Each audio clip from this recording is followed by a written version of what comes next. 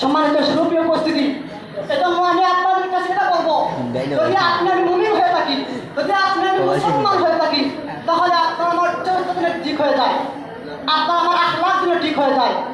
আপনার মুমিন হয়ে যেন মন্দিরে না যায়, আপনি আমি মুসলমান হয়ে যেন মন্দির পাহারা না দেয়, আপনি আমি মুসলমান না হয়ে যেন সেই মন্দিরের মধ্যে মন্দিরকে পাহারা দেয় না যেন, এটা যেন আপনার আমার অন্তরে থাকে। কারণ আপনি আমি মুসলমান, আপনি আমি কি মুসলমানরা কি মন্দিরে যেতে পারে? আমার রাসূল গিয়েছে কি না বলেন? আমার রাসূল কোনদিন যান নাই, জানি আমার রাসূল কোনদিন যান নাই। তাহলে আপনি মুমিন হয়ে কেন আমার রাসূলের আদর্শ নিয়ে আপনি মন্দিরের মধ্যে যাবেন? কেন যাবেন? আমার প্রশ্ন দেন আমার। আপনি মুমিন দাবি করেন, আপনি আমার রাসূলের আদর্শ দাবি করেন, কিন্তু কেন আপনি মন্দির পাহারা দেন? কি কারণে আপনি মন্দিরের মধ্যে যান? আমার নবী কি কোনদিন গিয়েছিলেন মন্দির পাহারার জন্য? আমার নবী কি কোনদিন গিয়েছিলেন মন্দিরের মধ্যে মূর্তি পূজার কাছে? কি আমার নবী কোনদিন গিয়েছিলেন? অসম্ভব, আমার নবী যান নাই। তাহলে আপনি কোন শ্রেণীর মুনাফিক? আপনি কোন শ্রেণীর মুমিন? আমি জানতে চাই আপনি কোন শ্রেণীর ইমানদার?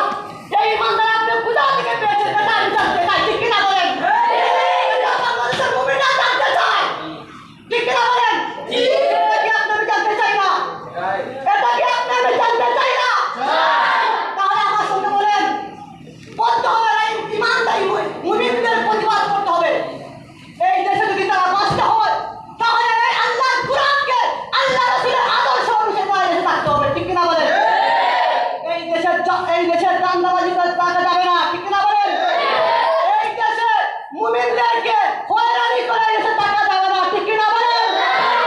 এই দেশে থাকতে হলে আমার রাসূলের আদর্শ ঠিক করতে হবে, ঠিক কিনা বলেন?